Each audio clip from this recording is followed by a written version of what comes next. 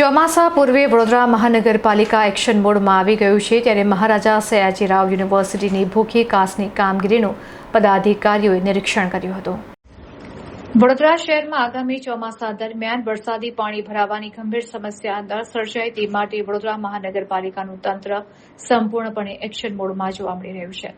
પાલિકા દ્વારા સમગ્ર શહેરમાં પ્રી મોન્સૂન કામગીરી અત્યંત તેજ કરી દેવામાં આવી છે, જેના ભાગરૂપે વડોદરાના મેયર, સ્ટેન્ડિંગ કમિટીના ચેરમેન, સ્થાનિક કોર્પોરેટરો અને ઉચ્ચ અધિકારીઓનો મોટો કાફલો એમએસ યુનિવર્સિટી કેમ્પસમાંથી પસાર થતી શહેરની મુખ્ય કુદરતી ચેનલ ભૂખી કાસની સફાઈની કામગીરીની સમીક્ષા કરવા માટે ગ્રાઉન્ડ ઝીરો પર પહોંચ્યા હતા।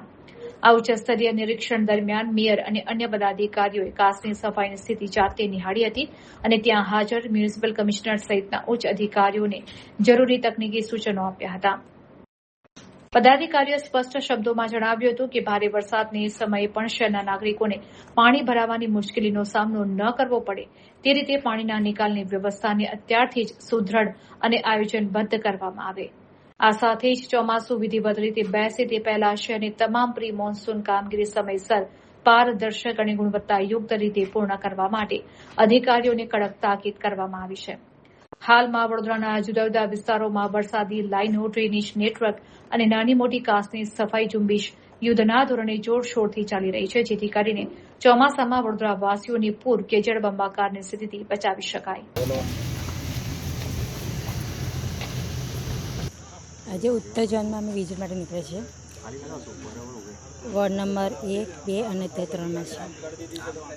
તો એમએસ યુનિવર્સિટી પાછળની જે વરસાદી કાસ છે, ભૂસી કાસ જે છે, એમાં જે અત્યારે ક્લિનિંગ થઈ રહ્યું છે, સફાઈનું કામકાજ થયું છે, તો એના માટે અમે વરસાદ આવ્યા પહેલાં કેટલું કામ થયું છે કેટલું નથી થયું એનું નિરીક્ષણ કરવા માટે જ અત્યારે અમે આવ્યા છીએ। અને મારી સાથે અમે 5 અધિકારીઓ છીએ અને પ્લસ બીએમસીની ટીમ છે, પૂરી કાઉન્સિલરો સાથે છે, પ્રમુખ છે, મંત્રી છે, બધા સાથે છે અને જેટલી ઝડપી બને વરસાદ આવ્યા પહેલાં એનો નિકાલ માટેનો પ્રયત્ન કરી રહ્યો છે।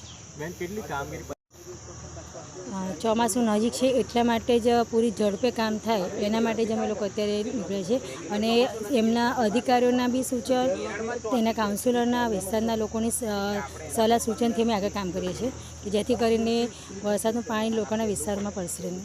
અધિકારીને કોઈ સૂચન આપ્યું? અધિકારીઓને ખાલી જણાવ્યું છે કે જેટલું ઝડપી બને એટલું કામકાજ કરે અને જ્યારે ક્લિનિંગ થઈ રહ્યું કચરું જે બહાર ફેંકે છે, જે લોકો ઘણા લોકોના ફોન આવે છે કે ઠેર ઠેર કચરા પડ્યું છે, આ છે, તો એની સફાઈ માટે બી તકેદારી રાખવા માટેની જાણ કરી છે।